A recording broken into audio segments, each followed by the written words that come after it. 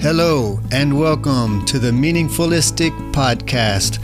I am your host, Gabriel Gonzales, and I'm asking questions about what matters to who and why in the deepest, most personal sense.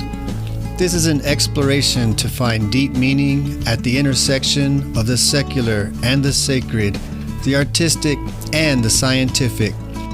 Topics will revolve around meaning at the center of psychology, religion, and philosophy.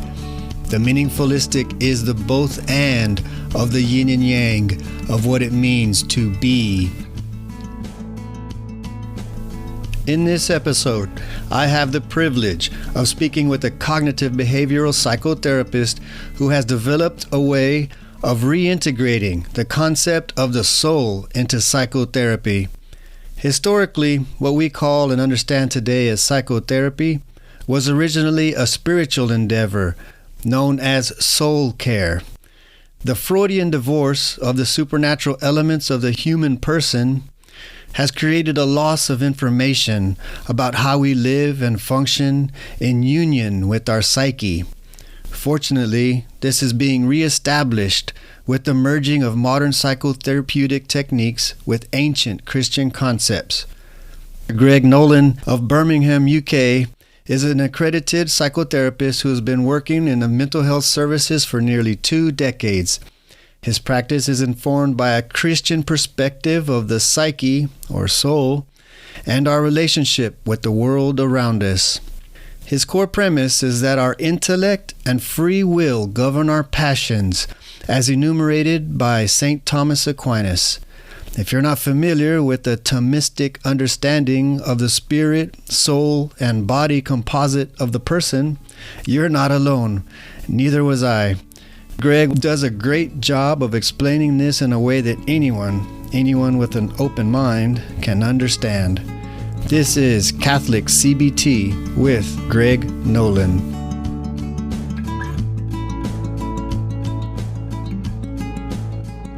Hello, I am speaking with Greg Nolan, psychotherapist. Welcome to the Meaningfulistic podcast, Greg. Yeah, thanks for having me. And I should say you're from Birmingham, but not Alabama. No, Birmingham, UK, across All the right. pond. Okay. Yeah. So tell me a little bit about your background info, just some personal highlights and how you became a psychotherapist. Okay. So I've been a therapist now for about 10 years. I started getting into working in mental health when I was 26, so I'm now 45, so nearly 20 years ago.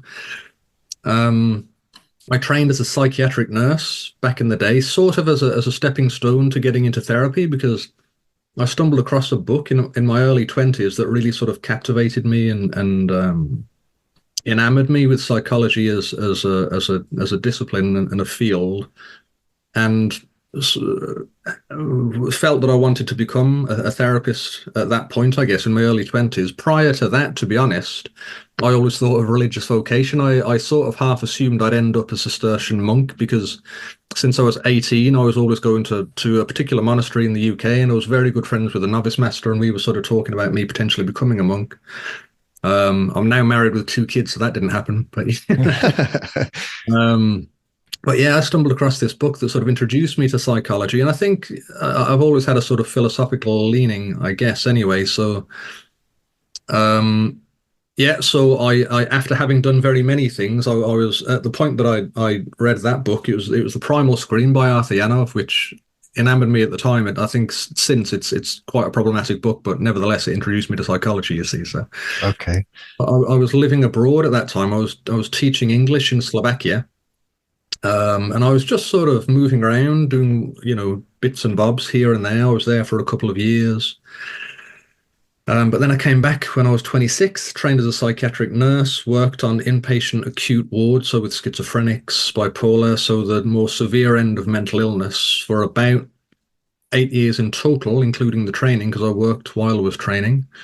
And then trained and qualified as a psychotherapist. I think it was 2014 I qualified, and I've been working as a therapist since then. Okay, and I saw you were a member of, what was that? Well, the accreditation. Yes, sir. Yeah, it's the BABCP, so the British Association of Behavioral and Cognitive Psychotherapists. Okay. So I initially trained in CBT. I've trained in interpersonal psychotherapy since then. I've done some training in contemporary psychoanalysis, but I just gave it up because I don't believe in it essentially. So I've moved away from that really. Okay. So what was it that drew you away from the more clinical or what you were describing? Away from analysis, Yeah, there you yeah, I don't believe in it. So the Freudian conception of the subconscious, I don't believe in it theoretically. Firstly, I'm not. It's a complicated subject really, but I don't believe in from a Thomistic standpoint. I know that we're going to go on to talk about the psychology of Thomas Aquinas, but from a Thomistic standpoint, there's simply no need to um, call upon the notion of the Freudian conception of the subconscious at all. There's just no need for it really, and lots of people have taken that position. So Beck, for example, the guy who first proposed cognitive psychology, was trained as an analyst and said you don't really need to make an appeal to the subconscious. I think it's really messy. I think it's theoretically problematic. I think it's methodologically problematic. And ultimately, I struggled with it for years, to be honest. So I read loads of psychoanalysis for many years. A lot of the early stuff that I was reading was trying to reconcile Thomistic psychology and Thomistic anthropology with psychoanalysis. And I wrestled with that for years until I did the training, and it was like, this just isn't hanging together, really. It just doesn't make sense. And also clinically, so I've had people who've come to me for therapy after having had 15 to 20 years worth of psychoanalysis. And for me, that's not a therapeutic intervention, it's a way of life. And I think it engenders a way of life more than a therapeutic intervention. It's a bit technical, sorry, but that's yeah, I didn't believe in it ultimately was what drew me away from analysis. Yeah. No, that makes sense. A lot of some of the critiques that I've heard more recently of psychotherapy or psychology in general is because they always associate that outdated sense of Freudian analysis. Mm, And mm. I think just the general public doesn't know how far we've actually come from those rudimentary type, very, like you said, like depersonalized. If I, does that make sense? Well, it's a real mixed bag, to be honest. So they said a lot of things that are very useful. Like Freud said a lot of things that are very useful. Jung said a lot of things. Jung said things that I use in therapy to this day. So they weren't stupid men. They were very clever. Jung was probably bordering genius. That's would be my position with him. But Freud was an outspoken atheist materialist. That's the heart of the problem, essentially. But fair play to him, he was honest about that. He said there is no such thing as God. He wrote a work called The Future of an Illusion. He was the first, well, not the first, but he predates Richard Dawkins, for example, in suggesting that God is a delusion or a projection of the mind. But Jung said basically a very similar thing, although Jung talked very favorably about Christ. He said, very nice things about Christ. But yeah, it's certainly moved on. Like a lot of the schools of psychotherapy that exist today, such as cognitive psychology, Gestalt, transactional analysis, they're all people who are trained in psychoanalysis who said now, but they basically distanced themselves from it for various reasons. Yeah, and have moved on. Yeah. So Yeah. you mentioned that you already had a Thomistic understanding. Where did that come from? It sounded like it preceded your psychological training. It did really, yeah. And that grew out of a friendship, to be honest. So I've got a very good friend who studied philosophy at university, and I've got a quite a big circle of Catholic friends. Are you Catholic yourself? Or I don't know. Yes, sir. Okay. All right. So I've got quite a big group of Catholic friends, and this one friend I became friends with in my mid to late 20s, and we began at that time having philosophical discussions, right?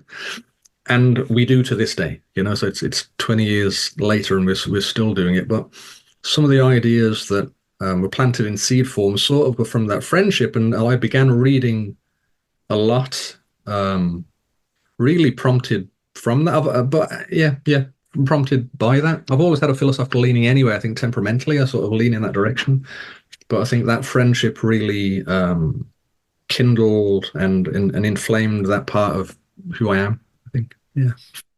Yeah. So I guess it's not part of the podcast to be Catholic, but I think a lot of being Catholic from the inside looking out, others might not be able to understand from the outside looking in that this type of discussions that you mentioned, like having deep philosophical discussions, are something that we don't shy away from. There, so some people can have their own obvious reasons with the scandals or even just being against church hierarchy, or even being against what I've noticed lately, that people are just against a moral absolute.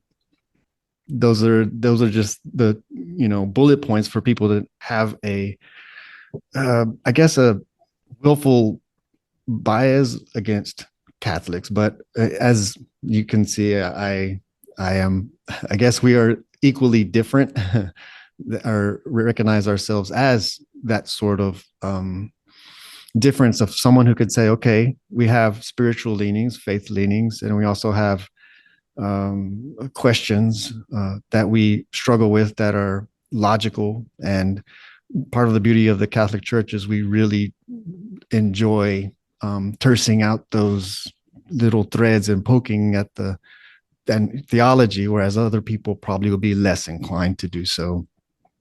Yeah, or even if they're inclined, we're sort of privileged as Catholics insofar as we've got such a tradition of such sound and an in-depth philosophical inquiry. So Thomas Aquinas, for example, but that's one of countless people, Bonaventure, other people like that. So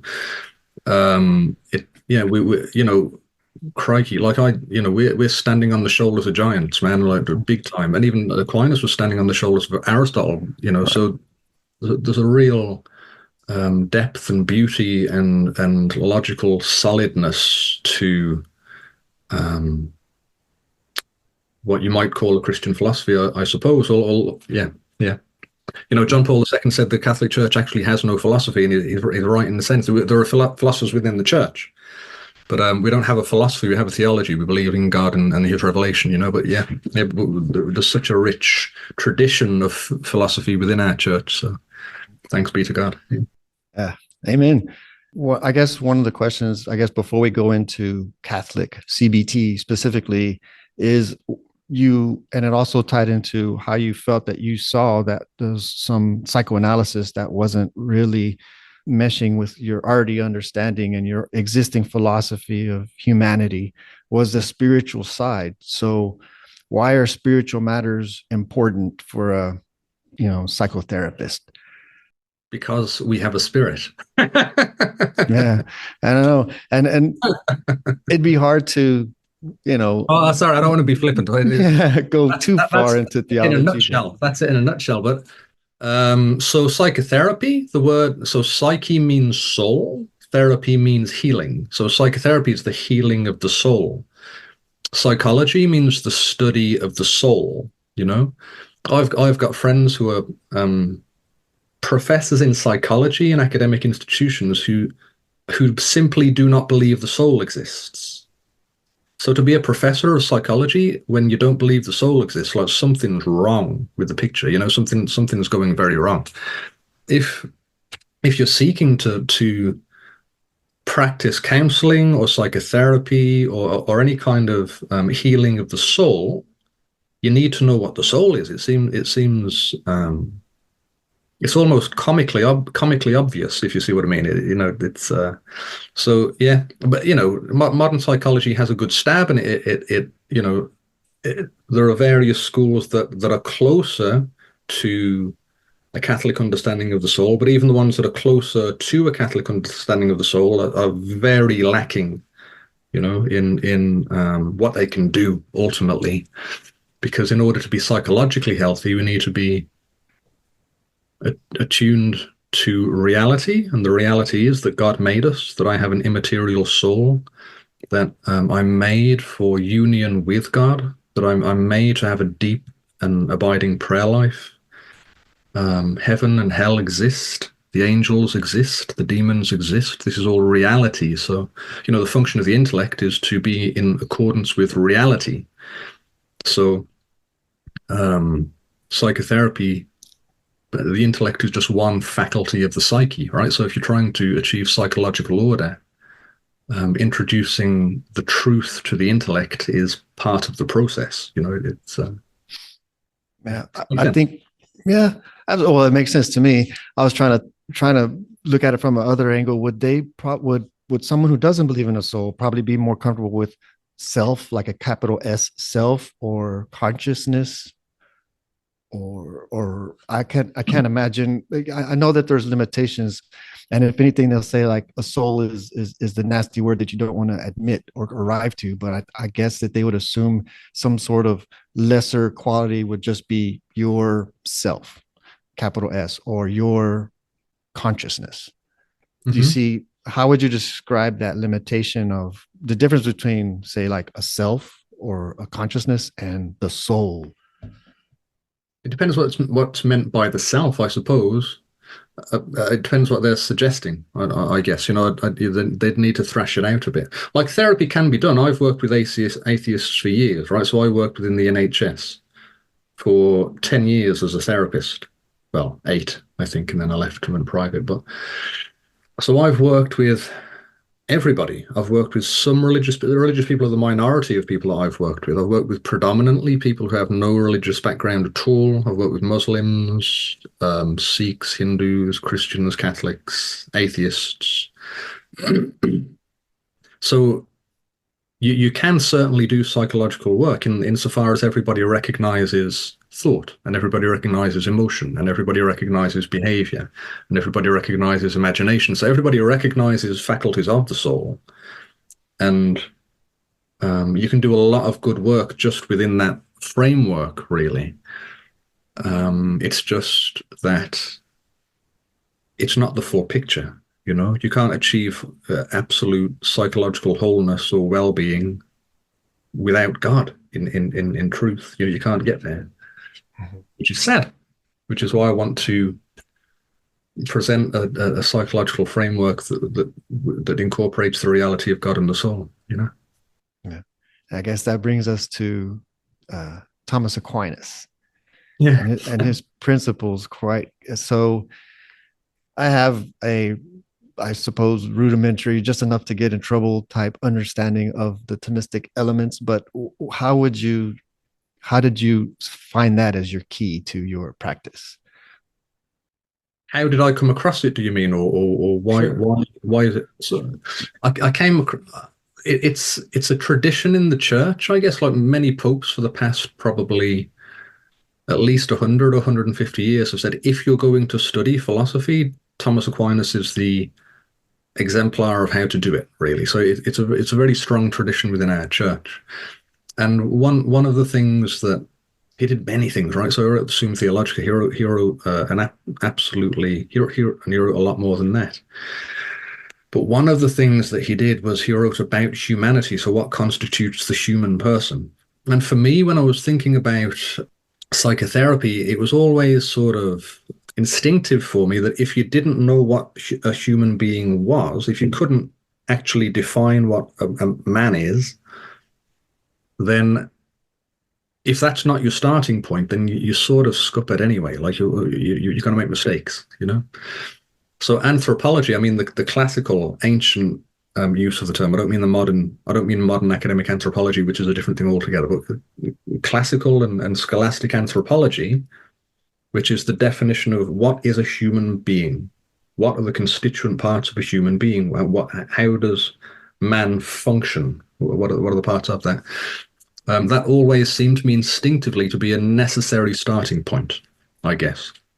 And nobody did that better than Thomas Aquinas. It became very apparent very fast that a Thomistic anthropology needed to be the foundational framework for any sound psychological model. And that's proven to be the case, I reckon. Right. And you weren't the only one to have that sort of connection between Aquinas and psychology, right? But me personally, Right. oh, people have written about it before. It's just very rare. It's very rare. Yeah. Oh, But well, like clinicians, anyway. So Conrad Bars wrote about it in the 60s and 70s. Him and Anna Tarou, they were okay. two Dutch psychoanalysts, and they attempted the same thing. So they were like, well, they were devout Catholics, and they wanted to marry Thomistic anthropology with psychoanalysis because they were analysts, you know. And I've got books by Conrad Bars on my shelf next to me. He was a good man. You know, his writings were sound for the most part. But for my money, his desire to couch it within a psychoanalytic framework was his problem. I think he did a lot of good work. Like he's a great mind, really, and an absolute thoroughgoing academic and very clever chap and a very good man. But I think that his attachment to psychoanalysis is probably what shot him in the foot a little bit. But it's each to their own. I'm not going to presenting CBT from a Catholic perspective. I'm not going to try and beat up on anyone who tries to do it, present analysis from a Catholic. So I don't care if that's your cup of tea. Do it. I don't mind. It's fine. I'm not saying that everybody has to do it the way that I've done it, but that's just where my mind would go with it. So yeah, so cognitive behavioral therapy, what most people don't know, CBT is becoming very more recognized and popular. It's easier to apply. How are you using it as a Catholic? What is Catholic CBT? So there's two parts. So one is again having as a basis the understanding of the soul, right, and the understanding of the various faculties of the soul. So the intellect, that gets complicated, but the intellect being an immaterial principle, that's part of our spirit. Our intellect, or at least the active intellect or the agent intellect, that's a spiritual faculty. So thought is an immaterial process. There's this very commonly held idea that we think with our brain. That's not true. Your brain can't think. You can't hold an idea in your brain any more than you can hold an idea in your hand, right? That isn't to say that when you're thinking your brain isn't involved. It is. So your brain is active while you're thinking because we're a body-soul composite, right? But your intellect is an immaterial faculty. Your will is an immaterial faculty. Now, what CBT does really well, I like CBT a lot, right? It's when I say that there are certain psychological models that are closer to a Catholic anthropology, cognitive psychology is one of them. It's largely sound, right? The fundamental ideas within cognitive psychology are sound ideas. But if you haven't got the proper foundation of what the intellect is, what the will is, no, as far in my reading, I haven't read anywhere in any psychological model them talking about the will, free will, which is an absolutely real faculty of the human psyche. We have free will. Animals do not have free will. I do, you do, every human being does. And when you don't have that as a foundation to build upon, you get into really problematic places, right? So the free will is jettisoned from most psychological models. They talk about the relationship between thoughts, emotions, and behavior, for example. That's what, CBT in a nutshell, really. You're looking at how thoughts and behaviors impact our emotional state. But they don't talk about the will. They don't talk about the fact that the will has direct impact on what we think and on what we do, but not on the passions, for example. So they haven't got a robust understanding of the faculties of the psyche. I'd say that's one of the two major ways in which Catholic CBT would differ from secular CBT, is that it has as a foundation an understanding of the faculties of the psyche and how they relate to one another and what should take prominence and what shouldn't. So, for example, lots of mental disorders are constituted by an elevation of the life of the passions above the intellect, right? The passions are material. They're seated in our body. So love, hate, anger, revulsion, joy, desire, all of the passions, of which there are 11. They're all seated within our body, and they're common to us and mammals. So dogs and cats have got the same passions, right? So that's part of the animal part of our nature, you might say. The higher part of our nature, the spiritual part of our nature, is constituted by the intellect and the will. That's the inner man. So when the Bible talks about strengthening of the inner man, it's referring to our spiritual soul, the intellect and the will, which is where the grace of God, which is what the grace of God acts upon. So, when our blessed Lord said to Peter, James, and John when they were sleeping in the garden, the spirit is willing but the flesh is weak, he was almost making a philosophical distinction. This material thing is the thing that's weak about me.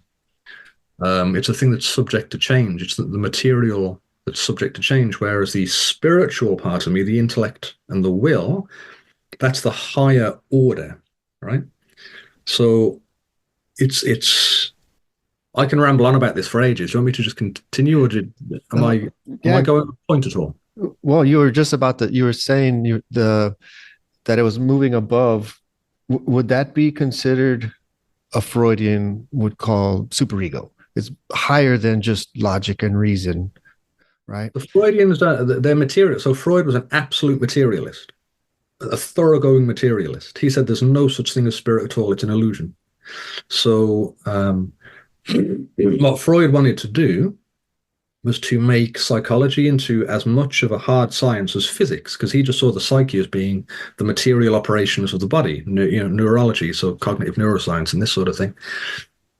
And I think that's so popular these days because materialism is the zeitgeist. It's the spirit of the age. Most people think that a human person is just a highly evolved animal. That's all a human person is. They have no spirit. They have no soul.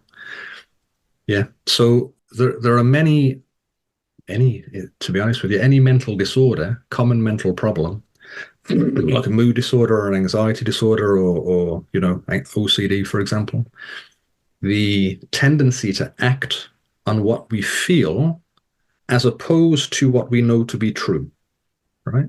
That's a real common feature of any and all mental health problems, really. It's the elevation of the passionate life over the intellect of what I know to be true, which is a spiritual reality. So you can, if we don't know what are the faculties of the soul, how they should relate to one another, what should be in what position, what should have governance over what else. So Aquinas, for example, said that the passions are there just to serve me. The passions exist to serve me. Fear exists to serve me. Hate and anger exist to serve me. Love and desire exist to serve the passion of love. What happens in mental disorders, largely speaking, is that the passions begin to govern us.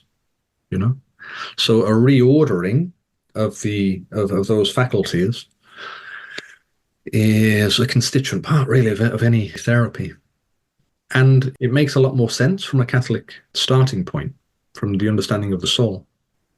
So you said that people would need to know, or they're rebelling against what they know to be true, or they're trying to seek solutions for the passions of their material, of their body, of their immediate sort of base level needs and concerns and thoughts, correct?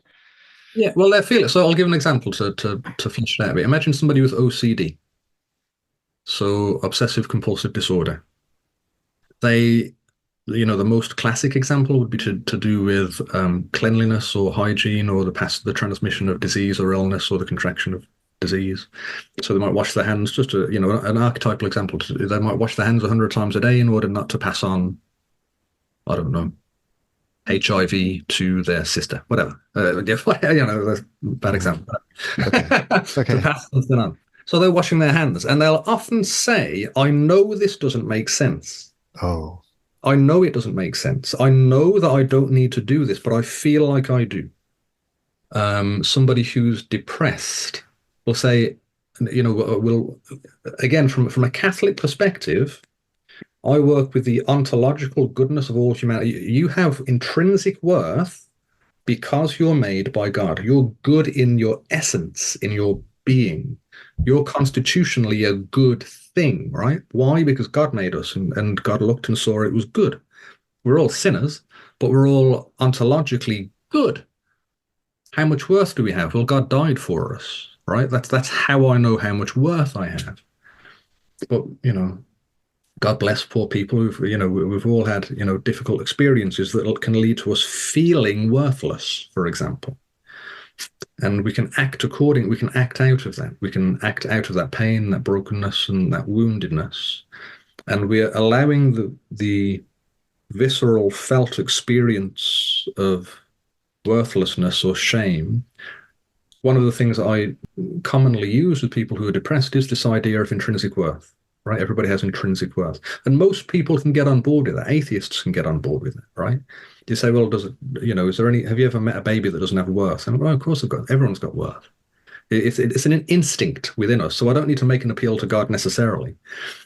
But oftentimes I say, okay, I can see what you're saying. I can see that logically speaking, I must have worth, I suppose, but I still feel like crap. I still feel worthless. I still feel despicable. I still feel shame-ridden and unworthy. So that's the beginning of the chink in the armor. So there's the realization of the intellect, of the truth. I have worth. I'm good in and of myself. But there's this feeling of something different. And one of the reasons why mental health problems are perpetuated is because people behave according to what the feelings suggest are true. Their behavior is governed by their feeling, their passion, their emotion, their sense of shame.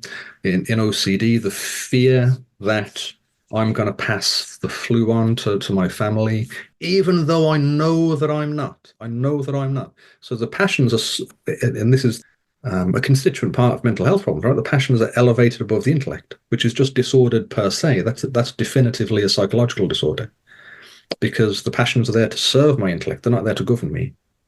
The intellect and the will are there to govern my action. One of the things that Freud said, for example, was you're not the master of your own house, right?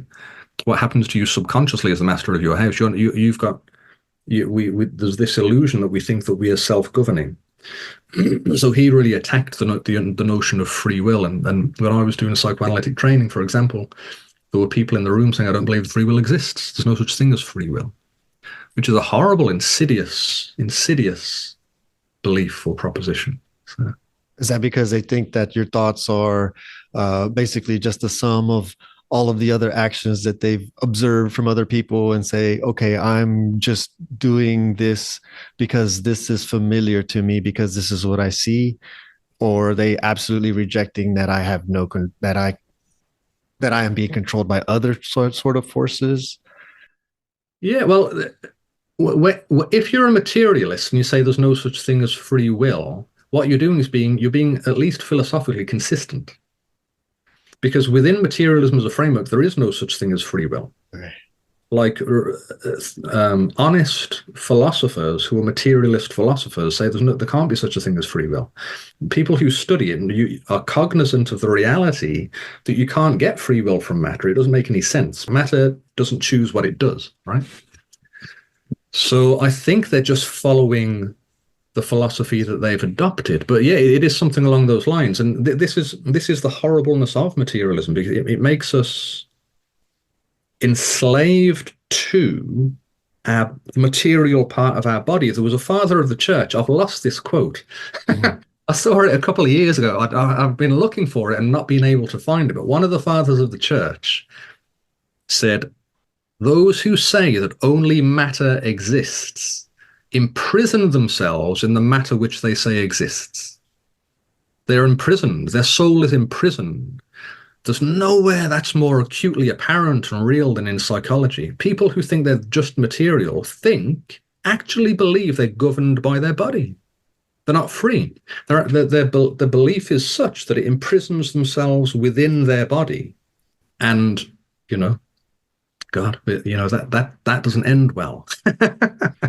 It's because it's untrue. It's false. it made a lot of sense that you said, I am good, but I feel worthless. And I know there's a distinction that people don't really have a clear distinction of thoughts and feelings, but Yeah, yeah, yeah, but how yeah. does that relate to specifically the depression? Because that's what it sounds like. That level of worthlessness, the level of the bleakness, hopelessness. How does CBT or Catholic CBT help?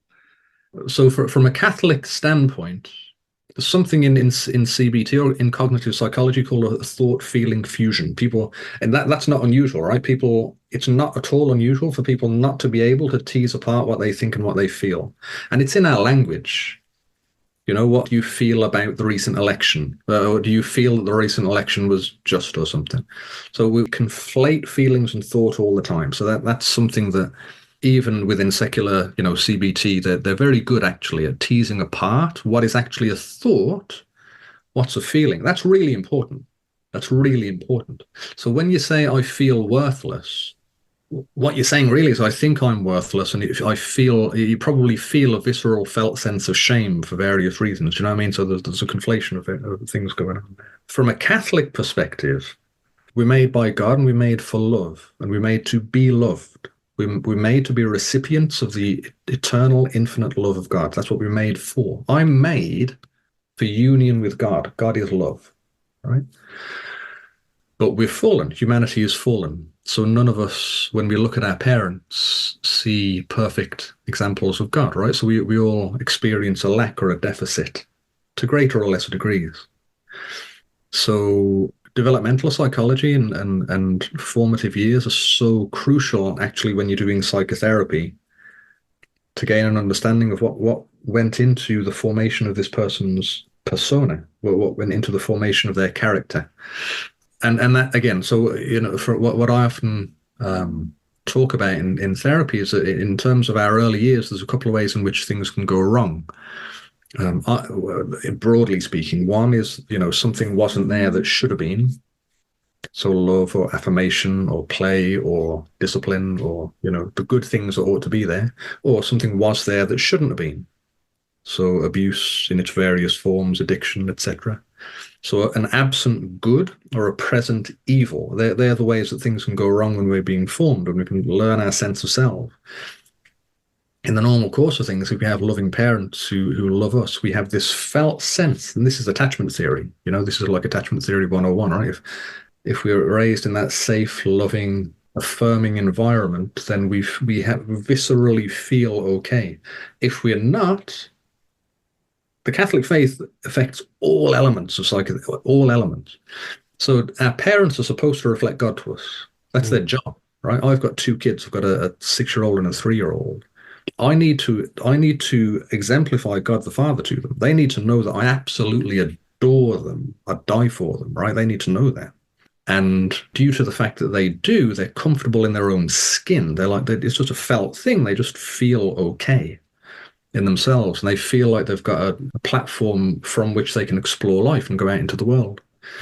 But when you don't get that, due to the fact that kids can't think, well, a child's interpretation of their parents' behavior is that not only is this the way it is, but this is the way it should be, right? So whatever happens to them is the norm. This is just the way the world is, But they suffer. So when kids suffer, their instinct is to look inward and think there's something wrong with me. So they have this child's instinct to assume this, and that leads to this torturous existence of trying to find out what's wrong with me, which is rife in our society these days. This is everywhere. Everywhere you look, what's wrong? There's something wrong with me. Can I make sense of the thing that's wrong with me? Because something's wrong with me. It's horrible, really sad.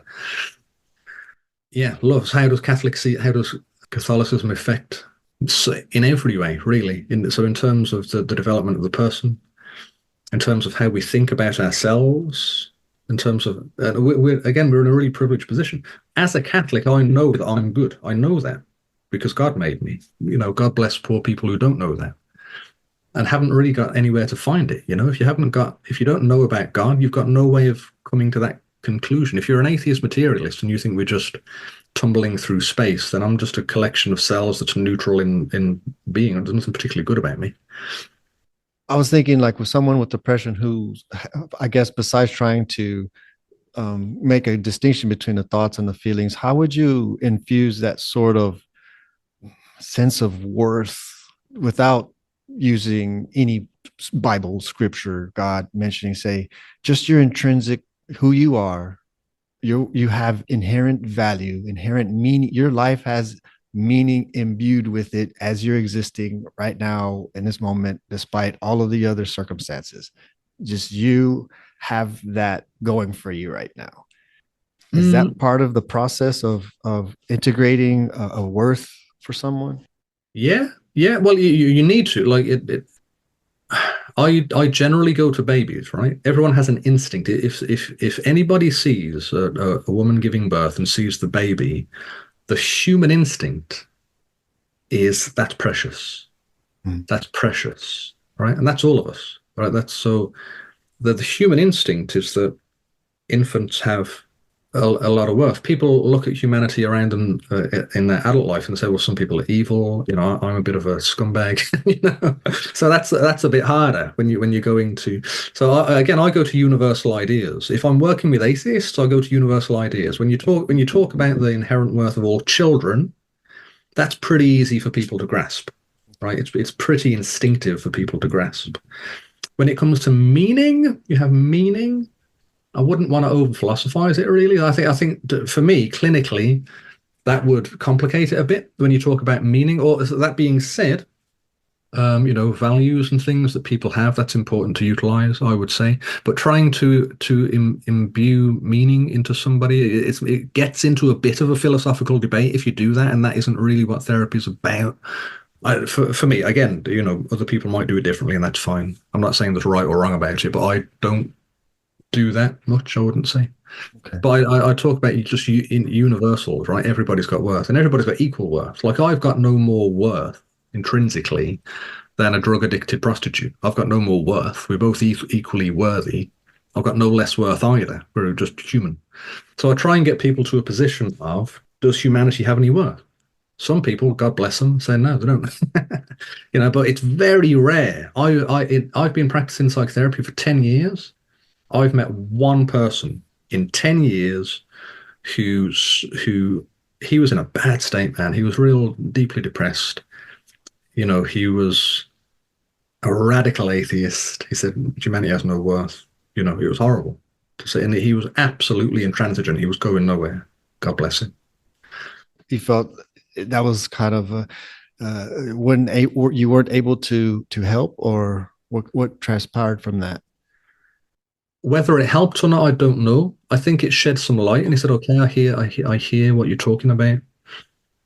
We did the sort of normal, the secular, the CBT stuff that you would do, right? So you need to do behavior activation with any depressed person.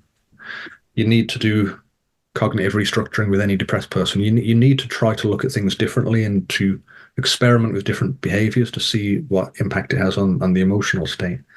But this guy he was just in a dark place. He was in a dark place. I wouldn't like to say it was a spiritual thing, so I don't know. I'm not a priest. It's not my job really. Although again, the reality of the spiritual life and the fact that we're all born into a spiritual battle, I'm aware of that as a therapist. When I'm working with Catholics, that will come into it. That wouldn't come into it working with an atheist because they're like, "Go away, you lunatic! I don't want to hear your religious fanaticism," Mm-hmm. which is fine. But yeah, he was in a dark place, and ostensibly it didn't shift, but he was very thankful. Nevertheless, he was like, "I'm really thankful to time you've given me. I'm thankful for what we've discussed." He was thankful, but I felt uneasy really by the end of that. Yeah. Okay. Well, in the Bible, it talks about, you've been given a measurement of faith. Everyone has been given talents equal to the measure of their faith. And I always understood that as you see things through this lens or perspective of having a soul. We see that. But I think for all those people that don't see a soul as a part of their entity and just say something like I have a self, or I have a my mind exists. And but they don't want to say soul because it has moral Religious connotation. religious connotation. And I just think about some people have a less measure of language for faith. And I think that's where some of those even very brilliant atheists have that. Well, they just, God didn't give them enough of the juice, right? And maybe they can help other people in certain ways.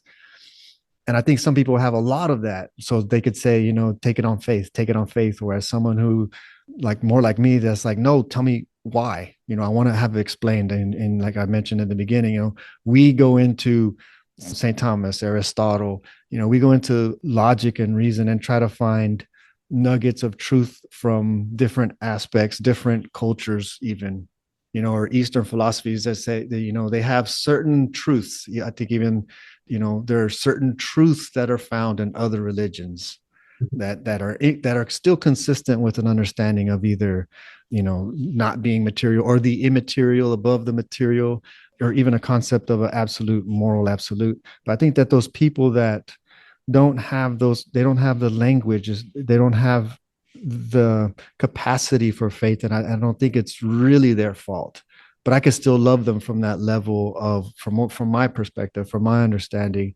And I think that that's tension between the material and the immaterial. I kind of give them a little more leeway, because it's like, I read that line of scripture and it's like, well, they just don't have it. They don't see it. They don't want to feel it. Or you said they know the things some of the things that they're rejecting are the things they know to be true. And I wonder if some of those people just don't know that that's true.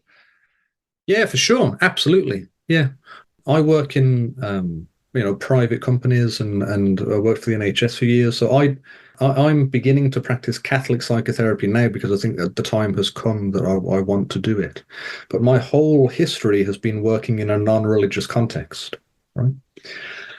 But I'll use the ideas. So for example, I'll bring to the table the question of, if I know something to be true, if I know something to be true, but I feel like something else is true, which of those two things should govern my action? That's just a general question, right?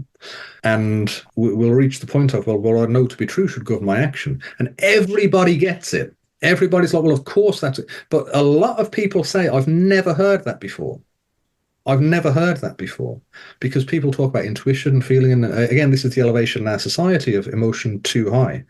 So people, I'm a covert Catholic, if you see what I mean. So I'll bring in reality where I can. So I'll talk about the life of the passions. I give the scheme of the passions from a Thomistic perspective, right? So love, hate, desire, revulsion, happiness, sadness, fear, courage, or daring, hope, despair, anger. I give that, and I talk about what they're for from a Thomistic perspective. What's the function of the passions? How do they relate to one another? And everybody, not everybody, but the vast majority of people say, I've never heard anybody say it like that before. It makes perfect sense. It makes sense. It makes sense, yeah. I don't mention God because I can't. I'm not allowed to, unless people say I'm religious. They tell me they're religious. And sometimes people can intuit that I am from the way that I speak. Only religious people really will intuit it. But I present these ideas, and it makes sense. Yeah, that's my experience. They're like, but they say that I've never heard it said that way before. No, I've never heard that before. Is that anywhere? Is that correlation in any book? Can I do just Google search? Right. I just want to find the easy stuff. How do I find something, or what would you suggest? It's to be honest, in terms of literature on it, it's all fairly philosophical and dense. So one of the reasons that I'm making this course on Catholic CBT for depression is because all of the reading that I've done is really difficult, right? It's all PhD theses and things, and you sort of need to have a fairly sound grasp of Thomistic philosophy or Aristotelian philosophy just to make sense of a lot of that. And this is what the books say at the start. You need some philosophical understanding just to work through this book. So the reason that I'm putting it into, I'm teasing out, or I'm trying to at least, this is my hope, I'm teasing out the bits that are relevant for our purposes for therapy and putting it into a bite-sized format so that people can utilize it, is because that I don't think that has been done really. I haven't seen anyone do that. So yeah, I want to do that. Great. That sounds, and why depression? Because you also mentioned OCD, and I'm sure anxiety is equally, pervasive. Yeah, I will. I'll do that later. Yeah. Okay. It's going to take me a few months just to get together the depression one, to be honest with you. So, okay. But I think the next one will probably be generalized anxiety disorder or social anxiety, because it's so common, Yeah, there's lots of work to be done. Why is depression and anxiety becoming so common now? Because people are no longer believing God. Honestly, that's what I think. I swear to God, like, people have lost contact with God. Atheism is a psychologically unhealthy philosophy by definition, because you're conforming your intellect to a lie, So, I've talked about the passions and things. One thing that's always entailed in any mental health problem is what you would call an intellectual vice. Somebody's thinking about something wrong. They have to be. This is what the cognitive psychologists said, right? Talking about rational and irrational thinking. So you can't get it much more wrong than God doesn't exist. That's about as wrong as it gets, and it leads to nothing but, in the final analysis, again, if you follow it through to its logical conclusion, all you've got is despair. There's nothing, but what is there? So why are people depressed? They've got no meaning. Why are people depressed? Because they don't know that union with God is beatitude, is happiness, Happiness is a constituent part of mental health. What is happiness? Union with God. If you don't know God, then God bless you, good luck. I don't. I've heard the antithesis as nihilistic goo. Yeah. It's horrible. It's frightening, man. It's frightening. It's everywhere. Yeah. Okay. Where can people go to find you and your work? I have a website, which is christian-psychotherapy.co.uk. They can find me on Facebook, so Greg Nolan on Facebook. And I've got a page called Catholic CBT on Facebook as well.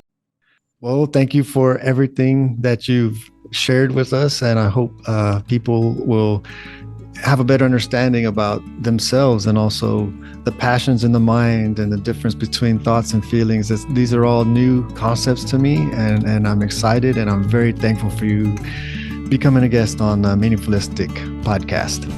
It's been a pleasure. Thanks for having me. God bless you. Thank you. Cheers. If you're interested in learning more, Greg has his course on overcoming depression with Catholic CBT available now online through his website.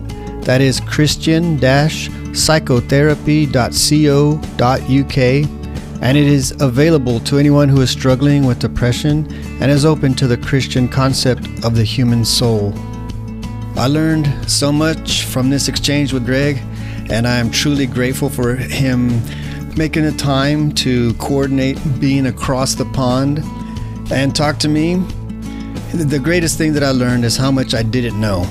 I did more research on a Thomistic understanding of the spirit, soul, and the body that I never took the time to learn.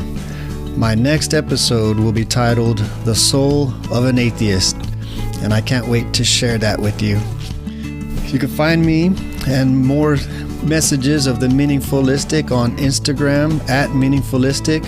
You can also join the Meaningfulistic Facebook group. And if you're interested in reaching out and sending a message or asking questions or would like to be on the show, you can email me at meaningfulistic@gmail.com. Thank you and God bless.